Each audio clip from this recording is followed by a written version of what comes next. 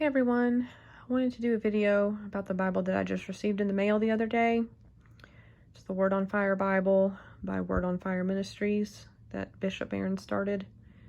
If you know anything about the Catholic Bible world, I'm sure you've heard about this Bible.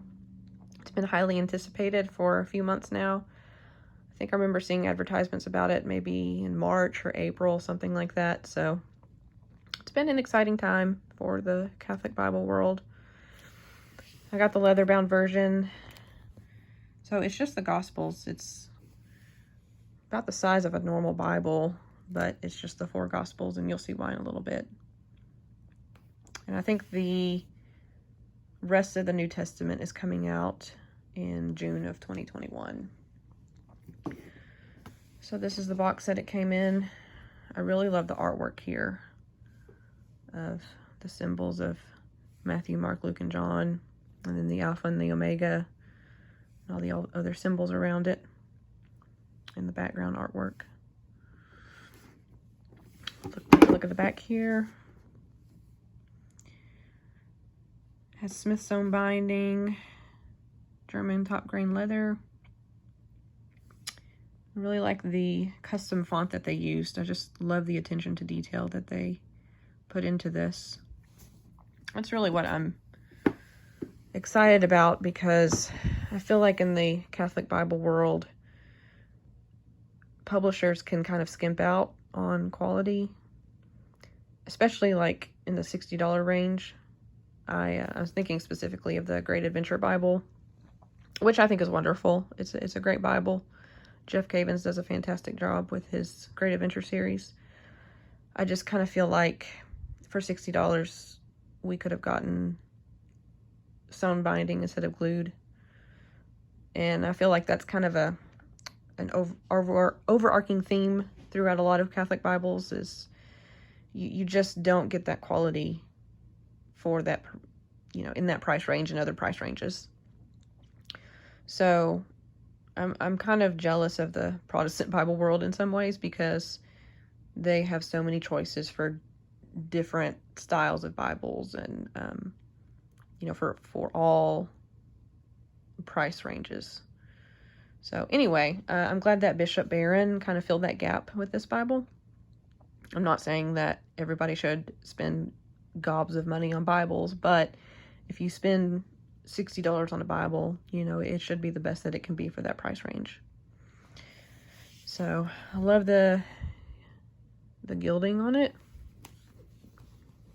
I've already put a little minor scratch there, and then here's the spine. So let's take a look inside. As you can see, it's a single column layout, which contributes to the size of the Bible in a lot of ways. Most Bibles are double column, which, I'm normally fine with reading double column, but single column is also really helpful. I think it's probably easier for me to read single column. The Little Rock Catholic Study Bible that I have is also single column. So, as you can see, this is justified text, which means the last word in every line is justified. It's all on the same line in the same area. And then down here in the reflections, it's Ragged Right in a different font. So, as you can see, you have the scripture over here, and then it has reflections. There's a reflection by Bishop Barron. It also has different artwork sections, which I think is awesome. I'm a very visual person, so I love the mixture of both visuals and words. Being a visual learner helps me understand concepts more through visual connections, visual means, but I'm also a writer by trade, so I also appreciate the essays that they have in here too. So the combination of essays and artwork just really help this, and you don't see that in a lot of Bibles. I don't really see that in any Bibles.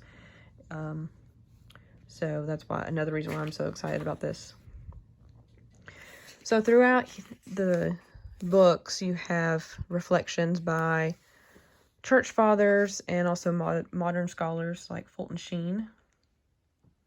And all of the reflections from different theologians, that's what I meant, not just scholars, but theologians, are in these kind of grayed out boxes.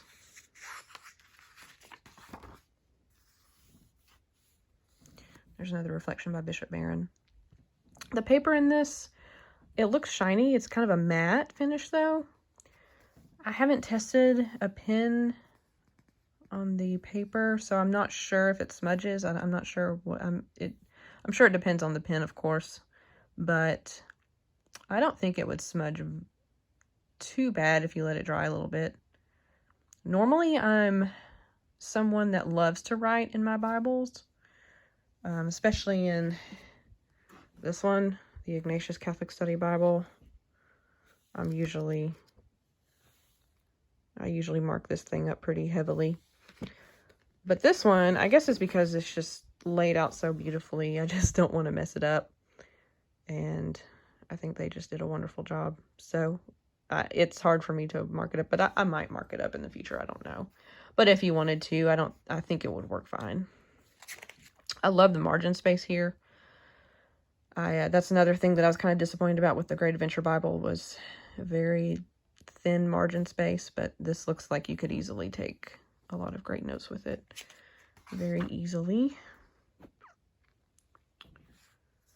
So, and then you have these sections that showcase artwork along with essays that explain the artwork. So this is a great way to just learn art also. If you don't know much about classical art or Western art, this is also a great introduction. So you're not just learning scripture, but you're also learning about Western art, which of course heavily influenced by Christianity.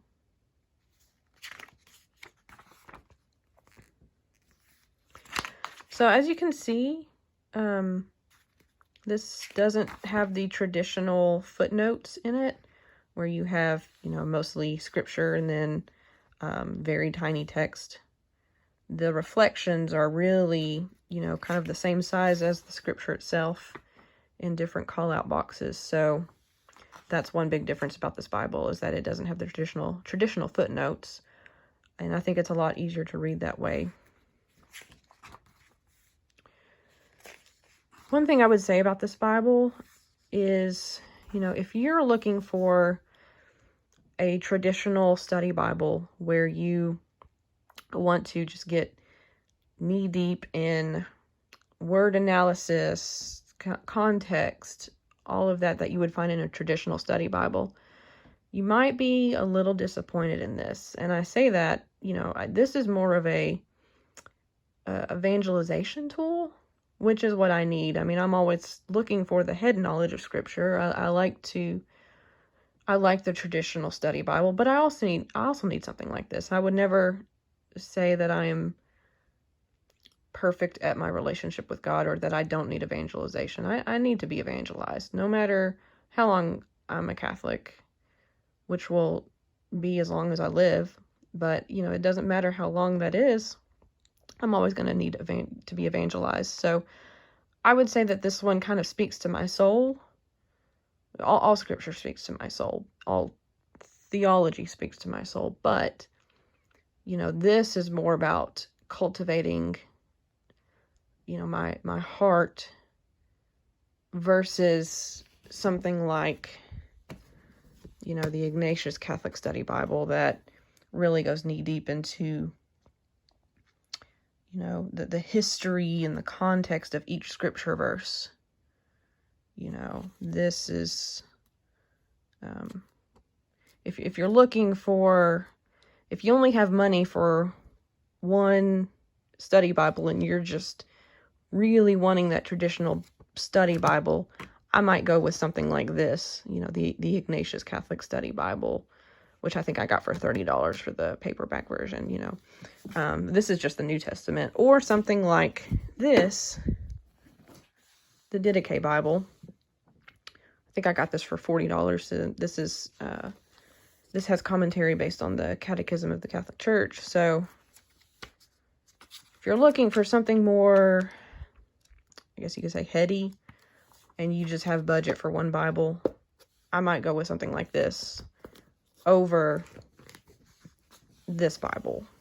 But that being said, I highly recommend this. So just bearing in mind that this is more of a evangelization tool than it is your traditional scholarly study Bible. So anyway, I just wanted to show this off. I think it's excellent. It also comes in a paperback and a hardbound version. I think it's a cloth hardbound version. So if you don't want to spend $60, I think the hardbound version is $40 and the paperback might be $30. I'm not exactly sure, but I know it's a lot cheaper than the leather bound. So anyway, if you have any questions, let me know, and God bless.